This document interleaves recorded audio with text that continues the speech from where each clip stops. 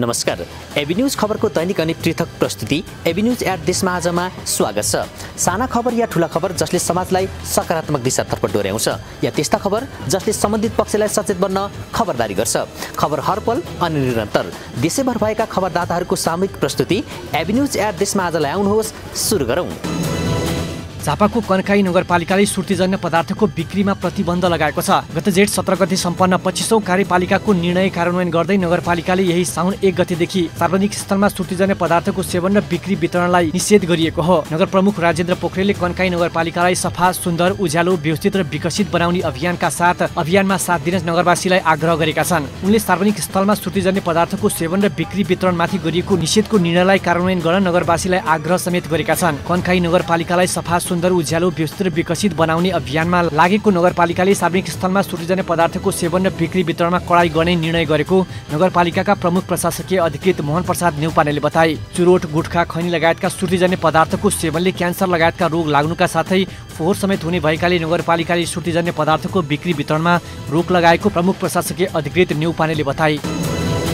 बनेपा र पनौती नगरपालिकाको संयुक्त आयोजनामा जेठ 26 र 27 गते बनेपाको लाइकु परिसरमा वृत्ति मार्ग निर्देशन तथा रोजगार मेला हुने भएको छ। बनेपा नगरपालिकामा आयोजित पत्रकार सम्मेलनमा बनेपा नगरपालिका प्रमुख शान्ति रत्न साक्यले रोजगार मेलामा सहभागी हुनेहरूलाई वृत्ति विकास सम्बन्धी परामर्श सेवा तथा जानकारी दिने, सिपमूलक तालिम दिने, संस्थाहरूको प्रदर्शनी र तालिमबारे जानकारी दिने, रोजगार सम्बन्धी सूचना दिनुका साथै रोजगारदातासँग प्रत्यक्ष सम्पर्क गराइने, निशुल्क सञ्चालन हुने कार्यस्थलमा आधारित सिपमूलक तालिमहरू सम्बन्धी जानकारी दिने, रोजगारको अवसर प्राप्त गर्न सकिने र स्थानीय उत्पादनहरू प्रदर्शनी गरिने बताए। उपप्रमुख विमला सापकोटाले मेलामा कम्तीमा 3000 युवाहरूको वृत्ति परामर्श सेवा प्राप्त गर्ने, बेरोजगार युवाहरूले विभिन्न उद्योग तथा व्यवसायमा रोजगारी प्राप्त गर्ने अपेक्षा गरिएको बताए। प्रमुख प्रशासकीय अधिकृत शिवप्रसाद हुमागाईले मेलाबाट विभिन्न उद्योग तथा व्यवसायहरूले उपलब्ध जनशक्ति बारे जानकारी पाउने, बेरोजगार युवाहरूले स्थानीय स्तरमा गरेको उद्योग तथा व्यवसायसँग उपलब्ध विभिन्न रोजगारीका अवसरबारे जानकारी पाउनुका साथै तालिम प्रदायक संस्थाबाट प्रदान गरिने सिपमूलक तालिम र अवसरको जानकारी पाउने बताए। पत्रकार सम्मेलनमा बनेपा नगरपालिकाका शिवराज त्रिपाठी, पनौती नगरपालिकाका महेश्वर जङ्गम, रोजगारदाताहरू तथा हेलबेटास नेपालका प्रतिनिधिहरूको सहभागिता रहेको थियो।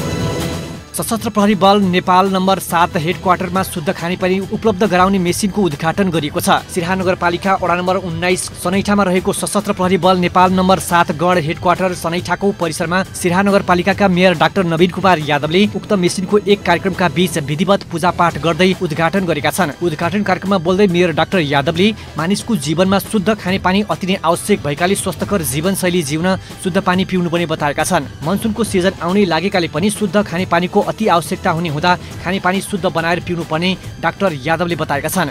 खानेपानीकै कारण कैयौं रोगहरूको संक्रमण हुने भएकाले त्यसबाट जोगिन पनि शुद्ध पिउने पानी पिउनुपर्ने भन्दै मेयर डाक्टर यादवले पानीलाई फिल्टर प्रयोग गरी सफा बनाएर पिउन आग्रह गरेका छन्। सिराहा नगरपालिकाको लगानीमा फिल्टर सहितको शुद्ध खानेपानीको व्यवस्थापन गरिएको भन्दै मेयर डाक्टर यादवले सुरक्षामा खटिने सुरक्षाकर्मीको स्वास्थ्यको क्षेत्रमा सहयोग गर्न पाएकोमा खुसी व्यक्त गरेका छन्। उक्त कार्यक्रम 7 नम्बर वडा हेडक्वार्टर सिराहाका गणपति एवं सशस्त्र प्रहरी उपरीक्षक प्रबोध कुमार भारतीको अध्यक्षतामा भएको कार्यक्रममा प्रमुख अतिथि सिराहा नगरपालिकाका मेयर डाक्टर नवीन कुमार यादव, विशिष्ट अतिथि उपमेयर कविता कुमारी शाह, स्थानीय बुद्धिजीवी, नगरपालिकाका कर्मचारी, सशस्त्र प्रहरीका जवानहरूको सहभागितामा कार्यक्रम सम्पन्न भएको हो।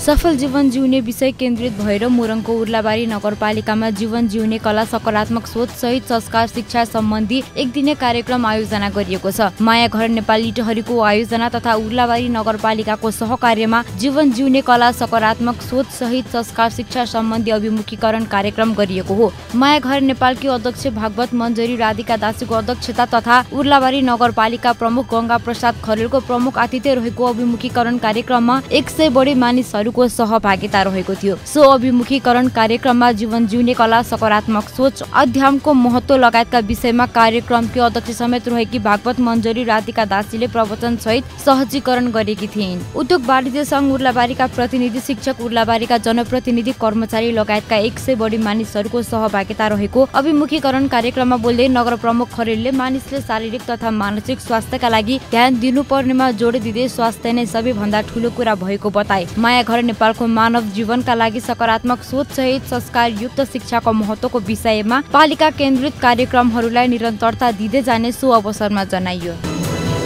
कञ्चनपुरमा सामुदायिक वन समन्वय समितिको संयोजनमा सञ्चालन भएको तराई भू परिधि कार्यक्रमले अपाङ्गता भएकालाई जीविकोपार्जनमा सहयोग गरेको छ। जिल्लाको विभिन्न क्षेत्रमा रहेका अपाङ्गता भएकालाई व्यापार व्यवसायमा लगानीका लागि आर्थिक सहयोग गर्दै आएको छ। कञ्चनपुरको कृष्ण नगरपालिका 2 मा विजयसाल सामुदायिक होमस्टेमा रामबहादुर चौधरी र मूलदेवी चौधरीलाई आर्थिक सहयोग प्राप्त भएपछि दैनिकी सहज भएको छ। यस्तै कृष्णपुर नगरपालिका 2 को 8 नम्बर गल्लीमा रामकर राणा पनि शारीरिक अपाङ्गता भएका व्यक्ति हुन्। उनले पनि तराई भू परिधि कार्यक्रम मार्फत सहयोग पाएपछि साइकल मर्मत पसल सञ्चालन गरेका हुन्। आत्मनिर्भरका लागि सानो सहयोगले पनि जो कोहीको जीवन सहज बनाउन सकिन्छ भन्ने उद्देश्यले यस्तो सहयोग गरिएको तराई भू परिधि कार्यक्रमले जनाएको छ। 2071 साल भदौमा गरेको सम्झौता कार्यान्वयन नगरेको भन्दै मनाङ पनिङ जल विद्युत आयोजनामा प्रभावित बासिन्दाले 7 दिने अल्टिमेटम दिएका छन्। पर्वतको कुस्मा नगरपालिका 8 पराधीमा रहेको जल विद्युत गृहमा तालाबन्दी गराउने गरी अल्टिमेटम दिएका हुन्। जल विद्युत कम्पनीले 10 वर्षसम्म वातावरण संरक्षण र सामुदायिक वन संरक्षणमा गराउने गरी गरेको 10 बुँदे सम्झौता कार्यान्वयन नगरेको भन्दै नगरपालिकामा ज्ञापन पत्र बुझाएका हुन्। जल विद्युत कम्पनी निर्माण गर्दा बिगारेको खानेपानी पूर्वाधार, सिँचाइ पूर्वाधार, सडक, वन क्षेत्रमा पुर्याएको अलपत्र छाडेको भन्दै प्रभावितहरू बासिन्दा आन्दोलित हुँदै वडा कार्यालय घेराउ गरेर ध्यानाकर्षण गराएका छन्। सामुदायिक वन उपभोक्तालाई घुम्ती कोष, प्रभावित स्थानीय कम्तीमा 5 जनालाई रोजगार लगायतमा 10 बुँदे सम्झौता कार्यान्वयन नगरेपछि अहिले आयोजना कम्पनीमा तालाबन्दीको माग सहित आन्दोलन गरेका छन्। स्थानीय वासीहरू सन्दुरी पाखा सामुदायिक वन सहायक वन अधिकृत लोकनाथ लम्साल, कम्पनीका प्रबन्धक पवन कुमार यादवले गरेको सम्झौता कार्यान्वयनमा जल विद्युत कम्पनीले हालचाल गरेर 10 वर्ष बिताएको भन्दै स्थानीयले साताभरमा काम थालनी नगरेमा कम्पनीमा तालाबन्दी गराउने बताएका छन्। स्थानीय हरिनारायण शर्माले कम्पनीले आफूहरूसँग गरेको सम्झौता 10 वर्षसम्म कार्यान्वयन नगरेपछि जिल्ला प्रशासन स्थानीय सरकार गुहार्नु परेको बताए। जिल्ला अस्पताल बाजुरामा विशेषज्ञ सेवा सञ्चालन भइरहेको छ। जिल्ला अस्पतालमा 3 जना विशेषज्ञ चिकित्सकहरूको व्यवस्थापनसँगै विशेषज्ञ सेवा सुरु भएको हो। अस्पतालमा 3 जना विशेषज्ञ सहित 10 जना मेडिकल अधिकृत रहेका छन्। Doctor Roshan Bhattarai orthopaedic, doctor Sunil Kumar Shah स्त्री रोग विशेषज्ञ र डाक्टर नवीन कुमार बयर एमडी जीपी चिकित्सक रहेका छन्। 3 जना विशेषज्ञ चिकित्सकहरूको व्यवस्थापन भएपछि जटिल खाली रोगको उपचार अस्पताल बाजुरामै सुरु भएको छ। अस्पतालले जटिल प्रकारका हार्ट जोड्नी सम्बन्धी समस्या भएका बिरामीहरूको जिल्लामै सफल शल्यक्रिया गर्न थालेको छ। 3 महिनादेखि हार्ट जोड्नी तथा नसा रोग विशेषज्ञ डाक्टर रोशन भट्टराईलाई नियुक्त गरेपछि उक्त समस्या भएका बिरामीहरूको सफल शल्यक्रिया गर्न थालिएको हो। अस्पतालमा दैनिक हार्ट जोड्नी तथा नसा रोग सम्बन्धी 4-5 जना बढी बिरामीहरूको सफल शल्यक्रिया गरिएको बताइएको छ। हार्ट जोड्नी सम्बन्धी उपचार सेवा लिनका लागि धनगढी नेपालगञ्जमा लाखौं रकम खर्च हुने गरेको थियो। त्यस्तै स्त्री रोग विशेषज्ञ डाक्टर सुनिल कुमार शाहले महिला स्वास्थ्य समस्या सम्बन्धी उपचार गरिरहेका छन्। बाजुरामा पाठेघर सम्बन्धी धेरै समस्या हुने गरेका थिए। जिल्ला बाहिर जान आर्थिक समस्या हुने गरेको थियो। जिल्लामा स्त्री रोग विशेषज्ञ भएपछि धेरै महिलाको पाठेघर सम्बन्धी समस्या समाधान भएको छ। रौतहट प्रदेश स्तरीय जल उत्पन्न प्रकोप उद्धार अभ्यास आज एक भव्य कार्यक्रम गरी सम्पन्न भएको छ। रौतहट र सर्लाहीको सीमामा पर्ने बागमती नदीको किनारमा नुनथल स्थित नदीको जलाशयमा उक्त अभ्यास कार्यक्रम सम्पन्न भएको हो। नेपाली सेना, नेपाल प्रहरी र सशस्त्र प्रहरी बलको गोताखोर टोलीले बाढी पहिरोबाट सर्वसाधारण जनतालाई कसरी जोगाउने र जोखिम कार्यलाई कसरी न्यूनीकरण गर्ने उद्देश्यको साथ आज उक्त अभ्यास कार्यक्रम सम्पन्न भएको सशस्त्र प्रहरी बल मध्य प्रदेश छिनामस्ता बहिनी बर्दिवासका प्रमुख सशस्त्र प्रहरी नायब महानिरीक्षक दिपेन्द्र शाहले बताएका हुन्। मध्य प्रदेशका मुख्यमन्त्री सरोज कुमार यादवको प्रमुख आतिथ्यमा सम्पन्न भएको उक्त अभ्यास कार्यक्रममा प्रदेशका सरकारका गृह, सञ्चार तथा कानून मन्त्रालयका सचिव र 8 जिल्लाका प्रमुख जिल्ला अधिकारी, नेपाली सेनाका वाहिनीप्रति सशस्त्र प्रहरी उपरीक्षकहरू, सशस्त्र प्रहरी नायब उपरीक्षकहरू, नेपाल प्रहरीका पदाधिकारी, मध्य प्रदेश विपद व्यवस्थापन समिति लगायतको आयोजनामा भएको उक्त प्रदेश स्तरीय विपद व्यवस्थापन संयुक्त अभ्यास कार्यक्रममा स्थानीय सर्वसाधारण जनताहरूको उल्लेखनीय सहभागितामा सभ्य र भव्य रूपमा सम्पन्न भएको छ। मायाघर नेपालको दोस्रो विशेष साधारण सभाले सुभद्रा प्याकुरेलको अध्यक्षतामा नयाँ कार्य समिति चयन गरेको छ। विभिन्न कारणवश सडकमा कष्टकर जीवन बिताउँदै आएका मानिसहरूलाई उद्धार गरी नयाँ जीवन प्रदान गर्दै आएको मायाघर नेपालको दोस्रो विशेष साधारण सभाले प्याकुरेलको अध्यक्षतामा नयाँ समिति पाएको हो। समितिको उपाध्यक्षमा सुशीला सिटौला र राधिका थापा कार्की, सचिव सुमी थापा, सहसचिव योसा गुरागाई, कोषाध्यक्ष लक्ष्मी बराल र सदस्यहरूमा अञ्जना कुमारी विष्ट, सरस्वती कुमारी शर्मा, सुनिता कुमारी सुवेदी खनाल, अजिता सुवेदी, रिता मिश्र सुवेदी सर्वसम्मतले चयन भएका हुन्। हुन्। सो अवसरमा संस्थाकी संस्थापक संरक्षक अध्यक्ष राधिका दासीले माया घर नेपाल स्थापना भएदेखि अहिलेसम्म कुल 4000 बढी मानिसलाई सडकबाट उद्धार गरी समाजमा पुनर्स्थापना तथा परिवारहरूसँग पुनर्मिलन गराइएको प्रतिवेदन पेश गरेकी थिइन्। आफ्नो कार्य व्यस्तताका कारण संस्थाको नेतृत्व अरूलाई हस्तान्तरण गरे पनि संस्थापक तथा संरक्षक भने आफै रहने पनि उनले सो अवसरमा बताइन्। सो अवसरमा गएको आर्थिक वर्ष 2079-80 सुरु भएदेखि 2080 वैशाख मसान्तसम्म माया घर नेपालले कुल 72,45,141 रुपैयाँ आम्दानी गरेको र त्यसमा 55,13,501 खर्च भएको प्रतिवेदन पेश गरिएको थियो। विशेष साधारण सभाकै अवसर पारेर माया घर नेपालले संस्थाको गतिविधिहरूलाई समेटेर तयार पारेको म्युजिक भिडियो पनि सार्वजनिक गरिएको थियो। करिब 8 मिनटको म्युजिक भिडियोमा सडकमा रहेका मानिसहरूलाई उद्धार गर्दा संस्थाले झेल्नु परेका चुनौतीहरूलाई समेटिएको छ। कार्यक्रम प्रदेश संसद रेवती रमण भण्डारीको प्रमुख आतिथ्यमा भएको कार्यक्रममा विभिन्न सङ्घ संस्थाका प्रतिनिधिहरूको सहभागिता रहेको थियो। शिव पञ्चायत माध्यमिक विद्यालयको 8औं वार्षिक उत्सव तथा 23औं अभिभावक सम्मेलन सम्पन्न भएको छ। व्यास3 स्थित देउराली नगरमा रहेको उक्त विद्यालयको वार्षिक उत्सव कार्यक्रमको उद्घाटन गर्दै जिल्ला समन्वय समिति तनहुका प्रमुख शान्ति रमण वाक्लेले शिक्षामा राज्यले लगानी गरे अनुसारको प्रतिफल प्राप्त गर्न नसकिरहेको वर्तमान अवस्थामा शिक्षक, अभिभावक र विद्यार्थीको त्रिपक्षीय सम्बन्ध थप प्रगाढ हुन अनिवार्य भएको बताए। देशको समग्र विकास वैज्ञानिक र व्यावहारिक शिक्षाबाट मात्र सम्भव हुने बताउँदै जिल्ला समन्वय समिति प्रमुख वाग्लेले विद्यालयलाई अग्रपंक्तिमा उभ्याउन सबै पक्षसँग समन्वय सहकार्य आवश्यक रहेको बताए। व्यास नगरपालिकाका प्रमुख वैकुण्ठ न्युपानेले नगरपालिकाले विद्यालयको चौतर्फी विकासका लागि जस्तो सुकै सहयोग गर्न पछाडि नपर्ने बताए। प्रमुख जिल्ला अधिकारी छविलाल विजाले विद्यार्थीहरूले विद्यालयमा प्रवेश गरेदेखि कक्षा कोठामा कतिसम्म ध्यान र मेहनत गरे, पढाइमा कतिको मन दिएका छन् भनेर सचेत हुन, शिक्षक, घरभित्र र साथी संगति संघको वातावरण कस्तो रहेको छ भनेर गम्भीर हुन अभिभावकको महत्त्वपूर्ण भूमिका हुने बताए। शिव पञ्चायत माध्यमिक विद्यालयका प्रधानाध्यापक बलराम वाग्लेले विद्यालयको वार्षिक प्रतिवेदन पेश गरेका थिए। यसैगरी राष्ट्रिय अनुसन्धानका उपनिर्देशक सुरेश तिवारी, छिमेकी विद्यालय निर्मल माध्यमिक विद्यालयका प्रधानाध्यापक गणेश चन्द्र बस्नेत लगायतले विद्यालयको चौतर्फी विकासका लागि कुनै आग्रह पूर्वाग्रह भन्दा माथि रहेर लाग्नुपर्ने धारणा राखेका थिए। गुल्मीमा बजारीकरणको अभावमा नर्सरीमा उत्पादित बिरुवाहरू बिक्रीमा समस्या देखिएको छ। जिल्लाभित्र उत्पादित बिरुवाहरू प्रशस्त हुँदाहुँदै पनि बाहिरी जिल्लाबाट बिरुवा भित्रने गरेका कारण यहाँका किसानहरू समस्यामा परेको बताएका छन्। गुल्मी जिल्लाको रेसुङ्गा नगरपालिका 9 का वीरबहादुर कार्कीले सुन्तला, कागती, टिम्बुर, अनार, किवी, चियापत्ती, अम्बा, कुरिलो र धुपी लगायत दर्जनौं प्रजातिका बिरुवाहरू उत्पादन गर्दै आइरहेका छन्। तर उनले उत्पादन गरेका बिरुवाहरू पनि सन्तोषजनक रूपमा बिक्री हुन सकेका छैनन्। कार्कीले विगत 16 वर्षदेखि तमघासमा रेसुङ्गा मदानी जडीबुटी तथा कृषि उत्पादन प्रशोधन प्रणाली दर्ता गरेर बिरुवा उत्पादन गर्दै आइरहेका छन्। जिल्ला स्थित विभिन्न कार्यालय, स्थानीय तहले सुन्तला र कागती लगायतका बिरुवा खरिद गरेर किसानलाई वितरण गरे पनि यी कार्यालयले बाहिरी जिल्लाबाट बिरुवा खरिद गर्दै आएको कार्कीको गुनासो छ। आफ्नो नर्सरीमा राम्रा बिरुवाहरू हुँदाहुँदै पनि बाहिरी जिल्लाबाट बिरुवा ल्याएको भन्दै उनले दुःख व्यक्त गरेका छन्। वार्षिक 7 देखि 17 लाखसम्म बिरुवा बिक्रीबाट आम्दानी गर्ने कार्की यस वर्ष कतै बिरुवा बिक्री नहुने हो कि भन्ने चिन्तामा छन्। कार्कीसँग अहिले कागती 40,000, सुन्तला 30,000, टिमुर 15,000, अनार 7,000, कुरिलो, धुपी लगायतका हजारौं बिरुवा रहेका छन्। 2064 सालमा 20,000 रुपैयाँबाट सुरु गरेको कार्कीले नर्सरीको लगानी अहिले 46 लाखको पुगेको छ। कार्कीले 2 रोपनी निजी र 5 रोपनी जग्गा लिजमा लिएर हाल 7 रोपनी जग्गामा बिरुवा उत्पादन गर्दै आएका छन्।